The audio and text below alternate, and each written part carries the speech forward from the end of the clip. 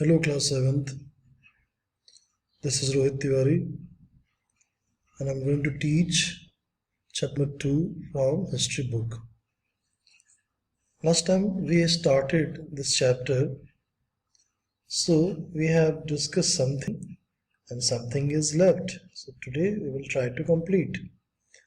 So you can see right now the chapter name itself, India before the times of Shivaji Maharaj.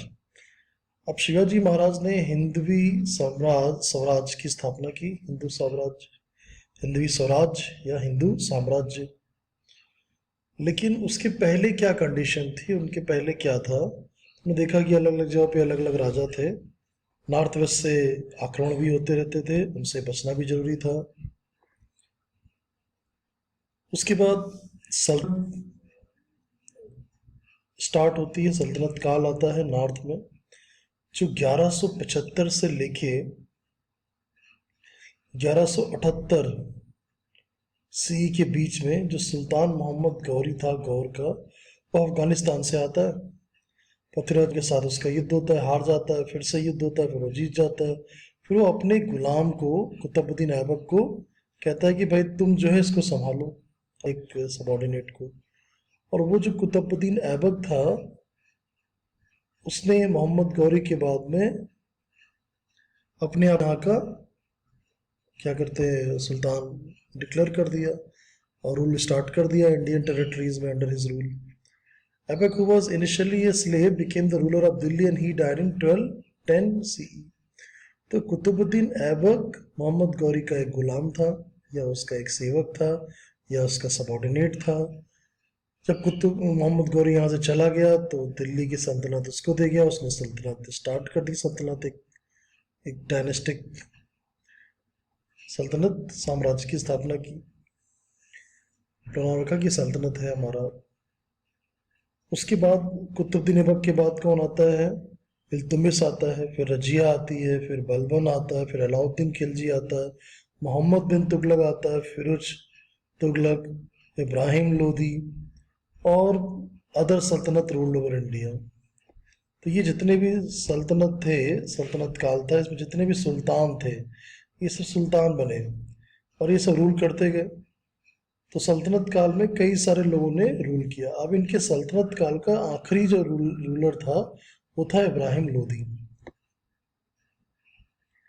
He made many enemies because of his speculative temperament।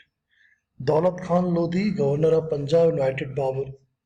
अब ये लोग बड़ा ही अच्छा game खेलते थे। जब इनमें आपस में लड़ाई झगड़ा होता था तो दूसरे को इनवाइट कर लेते थे कि आ जाओ तुम आके यहाँ पे लूटो और हम लोग शेयर करेंगे। तो जो दौलत खान लोधी था, जो कि गवर्नर था पंजाब का, उसने इब्राहिम लोदी को हटाने के लिए दिल्ली से किसको बुलाया? उसने बाबर को बुलाया। कहाँ से? बाबर को बुलाया नॉर्थ वेस्ट से। अब Babur defeated Ibrahim Lodi in the battle and the सल्तनत केम टू एन एंड। अब बाबर ने आके हरा दिया किसको? इब्राहिम लोदी को, और सल्तनत काल खत्म हो गया। उधर साउथ में क्या हो रहा था? उधर साउथ में एक नया साम्राज्य बना जिसका नाम था विजयनगर साम्राज्य। और विजयनगर साम्राज्य की स्थापना की हरिहर और बुक्का नाम के दो भाइयों ने। Harihar was succeeded by his brother Bukka. Bukka brought the region up to Rameshwar under his control। Rameshwar तक इनका साम्राज्य गया, विजयनगर साम्राज्य, यानी आज का आंध्र प्रदेश और तमिलनाडु तक। Krishnadevaraya ascended the throne of Vijayanagar in 1509 CE। उन्होंने विजयगढ़ा, राजमहेंद्रगिरी और कई राज्यों को मिला के अपनी साम्राज्य को बड़ा किया। He defeated the combined forces of the army of the sultans who had united under the leadership of Bahmani सुल्तान मोहम्मद शाह। अब इनका एम्पायर था, उसके बगल में बहमनी साम्राज्य था।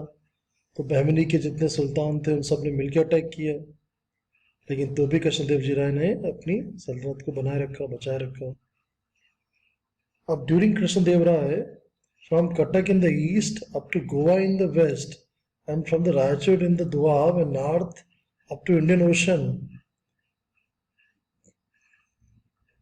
In the south, he died 1530 CE.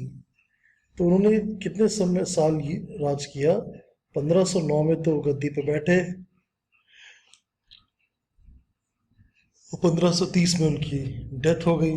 यानी 21 साल उन्होंने राज किया। लेकिन 21 साल के शासन काल में उन्होंने अपने साम्राज्य की जो सीमाएं थी, अगर हम उसको समझें,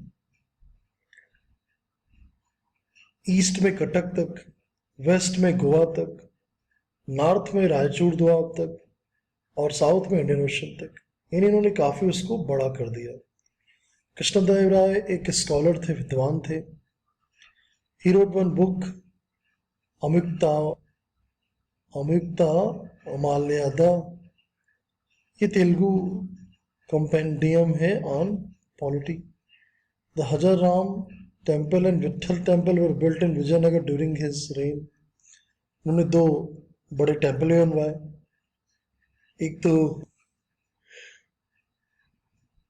हजर राम और दूसरा Vitthal temple. The decline of the Vijayanagara kingdom began with the death of Krishnadeva Raya. Krishnadeva Raya के जाने के बाद विजयनगर साम्राज्य धीरे धीरे क्या हो गया? डिक्लाइन होना शुरू किया, कम होना, उसकी ताकत कम होती चली गई। In 1565 CE, a Talil court in the present state of Karnataka, there was a battle between Adil Shahi, Nizam Shahi, Qutub Shahi, Warid Shahi on one side and Vijayanagar on the another side. Vijayanagar was defeated. Thereafter, the dominance of Vijayanagar came to an end. और विजयनगर साम्राज्य को निस्तो नाबूद करने के लिए कितनी forces लगी थी आप देख सकते हैं। एक बड़ा घमासान युद्ध हुआ 1565 में। इसमें एक तरफ सारे के सारे शाही, मतलब सारे सुल्तान, ये सब लगे थे। आदिल शाही, निजाम शाही, कुतुब शाही, बरिश शाही एक तरफ विजयनगर साम्राज्य। विजयनगर की फोर्सेस की हार हुई और इस तरह से विजयनगर साम्राज्य का अंत हो गया।